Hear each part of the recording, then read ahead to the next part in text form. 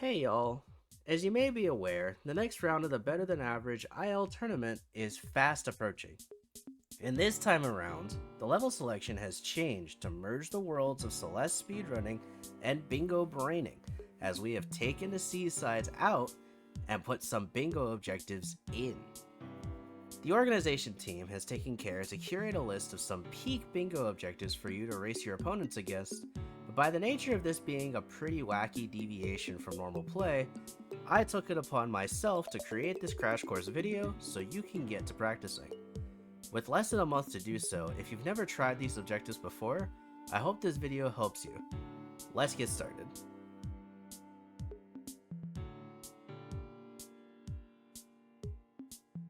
Wing Golden is the collectible you get for completing Forsaken City without using any dashes.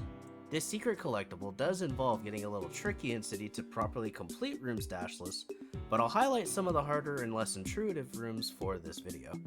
This section will be the longest section of the video because there's a lot to explain, so bear with me please. The first checkpoint is pretty cut and dry, but the first two rooms of the second checkpoint are formidable run killers for Wing Golden, so I'm going to provide a few ways to navigate these rooms. For crossing 1, there are two big ways people tend to traverse this. One is a deathless strat where you climb to the top of the left wall off screen and fall to the right and buffer a climb jump to corner boost over. And there's this pixel lineup for a neutral off the near wall into a corner boost over. Another way is to climb up this girder, crouch after the mantle, and crouch jump up to the wall and pause buffer 2 jumps over the wall. After either of those, line yourself up with this pixel on the wall to the right of the dash crystal, full height jump, and buffer a climb jump. For crossing 2, really this one just takes some experimenting with the subpixel manip setups available. Ideally, you want to climb jump into the corner near the spike wall and get a wall jump and a corner kick off of the spike wall and make it across. This sometimes doesn't work because subpixels and buffer windows are precise, so you can opt to pause buffer this as well to either manipulate or negate the subpixels, but you can't just spam pause jump on every frame in every situation. I will link some alternative strats in the description for you to find what works for you, but you really should mess around with this one. Crossing 6 has a very particular strat to manipulate the subpixels, and this should always work without fail on both entry and death. Enter the room on the right wall from the previous, then on transition, release all movement directions until Madeline lands on the ground. Walk off towards the first corner, buffer a full height climb jump to the next wall. Release jump when you've grabbed the wall, fall to the left and grab that wall. Then full height wall kick and buffer a corner jump, and you should always grab the crumble block to the right. Climb up and complete the room however you please. On the death, this strat works exactly the same, you just start further to the left. Lastly, CHASM 5. There is the infamous find a pixel and pray strat where you jump off of the wall and grab the bottom of the traffic block, but there's also a way to do a multi-boost and avoid all of that. On the traffic block to the left, around 2/3 of the way through the track, release grab and pause. Then pause buffer a neutral jump as you would Bubs drop, and then pause buffer a left climb jump on the next frame. When you unpause and hold right and jump, Madeline will go flying above the chasm straight to the traffic block and you can proceed from there.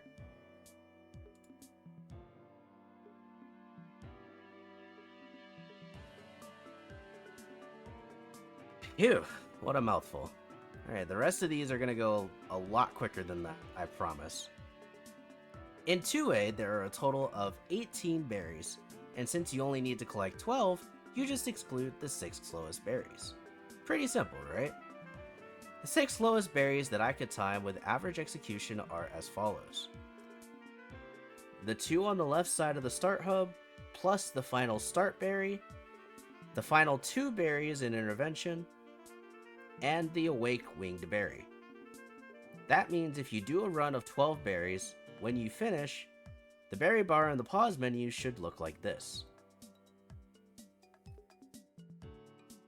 To briefly explain Grabless as a variant, Grabless basically does as it describes, and prevents Madeline from grabbing onto walls. She can still hold throwables, but that's not relevant here.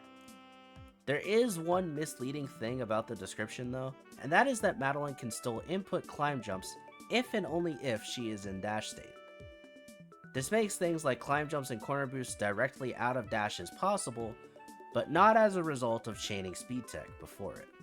With that in mind, if you have strats for 3A overall, a large handful of them should work for Grabless 3A. There are a few tricky rooms I'll go over, but otherwise the main thing is that Grabless movement in Resort can just be awkward to get used to, and that this should also get a bit more attention than the rest. The fourth to last room in Start might be a little unintuitive, but you can do the neutral off the pillar into an upright dash with good positioning. An uncommon alternative for beginners is to simply go to the top left of the room and extend a hyper, fall off, and dash to the next part of the room. The second room of chests will only be bad if you do a mess order that does books before it, so it does bear mention that the any percent mess order is chests, books, towels, or down, up, right if you need directions. That said, there is a thing you can do here with the climb jump out of a dash thing I mentioned earlier. There is a Grabless demo you can do if you wish by falling off the top of the platform and pausing at a queue, but the safer option is just getting the key by far. For the last room in Shaft, you do want to take care at this part of the room to delay a wall jump until your dash has completely ended, which can be awkward to time. Finally, this room in Suite is only tricky without the crucial information of use your demo button to make this up left way more lenient.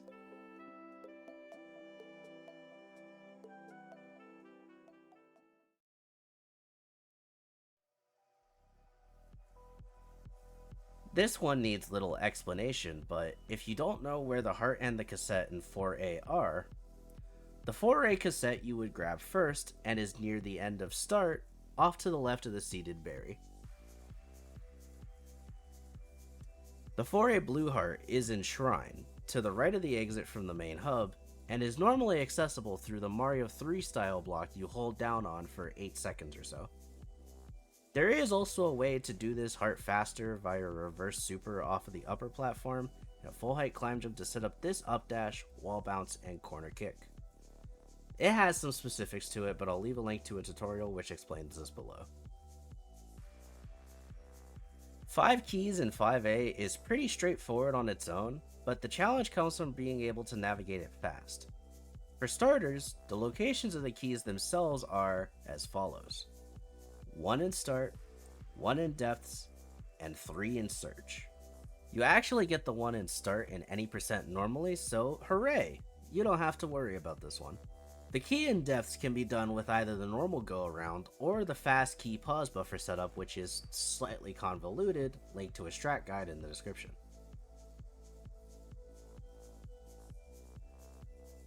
The 3 keys in Search are where the level gets interesting. The fastest 3 key order you can get while also having to exit Search immediately after is as follows. From the up bubble, go up into the area where you'd get the hidden 3rd key, or otherwise known as ARB key. Then exit at the bottom left and go down immediately to enter the chamber sequence for the 2nd key.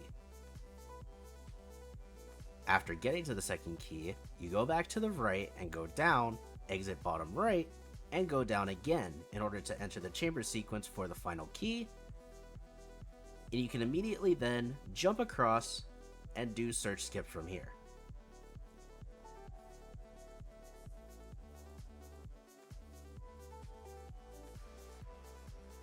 Much like explained in 3A, Grabless 6A follows the same variant rules, but the primary difference between 3A and 6A Grabless is that 6A is a lot more open and a lot less prone to grabbing.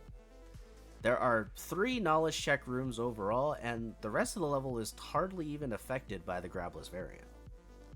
Hollows 2 is the first big check and is more of a hit the frame window thing than not. But the working strat is to refresh your dash off of this Kevin, and then do 2 well-timed neutrals to get through the gap. You can then wall bounce off of the Kevin as it crashes, and then you're set to continue on. Hollow Split 1 is the second check, and really only affects you if you have muscle memory for bottom first. Put simply, don't go down here. Go up. It's far easier and loses very little time. Hollow Split 5 is the final knowledge check, and once more uses a climb jump out of a dash in Grabless. If you use the top split, this climb jump is a little precise, but using a demo to get under the spinner faster helps a lot. The alternative, of course, is to just use the bottom route for the split.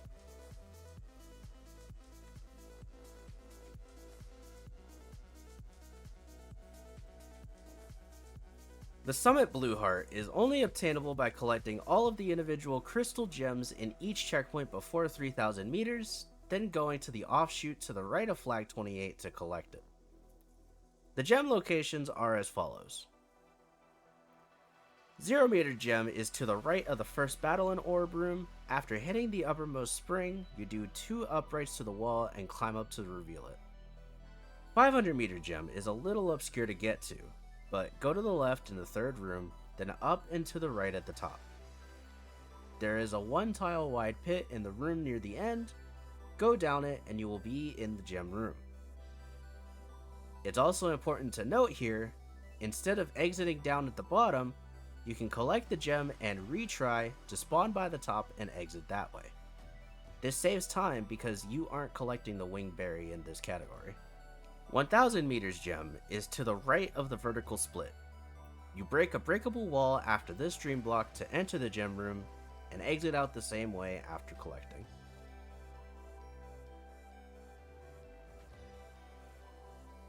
$1,500 meters gem is off to the bottom right after the second long room. Go into this seemingly broken wall decal to enter the gem room, then exit the same way.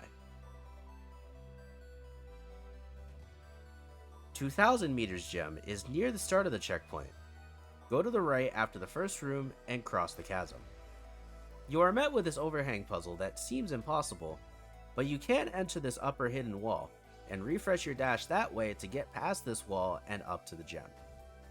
You can also then return to map and restart from the start of the checkpoint to save a second or two over the backtrack movement. Lastly, 2,500 meters gem is tucked away behind several invisible walls you'd have zero inclination or clue towards. You break the wall for the berry on the left, and then go into the upper bubble and go right. Then you can enter the hidden passageways in the third room, go upwards to complete the gem room.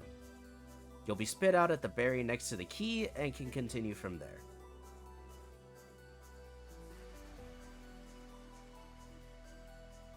For the heart itself, it is a good strat to do movement up to flag 27 or even flag 26 after activating the gem countdown, then going back, collecting, and retrying to respawn at the next flag to save that time during the forced downtime.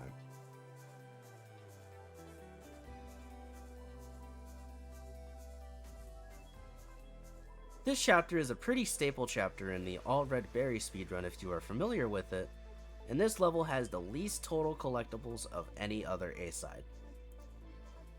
The berry locations are 1 in Into the Core, 3 in Hot and Cold, and 1 in Heart of the Mountain. You really only have to consciously remember to get the out of the way berries in Hot and Cold, because the other 2 are pretty close to the main route, and 1 is on screen in Hot and Cold.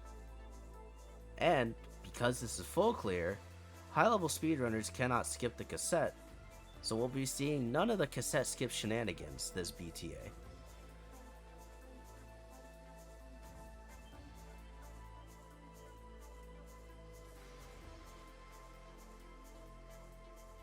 And that's the end of the crash course on this installment of BTA. I hope that for completely new players, this helped to break down important things to know to ease up learning these for the first time, and for slightly not new players, I hope this gave you an idea on strategies to potentially use in your practice as well. Check out the Winter'24 BTA happening on February 24th and 25th at 9 AM Eastern Standard Time on Average Imposter's Twitch channel. There's going to be a very wide range of players from newbies to top runners, and we're always happy to encourage anyone to give it a try. If you have any questions about the format or the specifics to the contents in this video, you can go to the Better Than Average info website to join the Discord and inquire to the organization team there. Beyond that, I hope you have a wonderful day or night, and thanks for watching.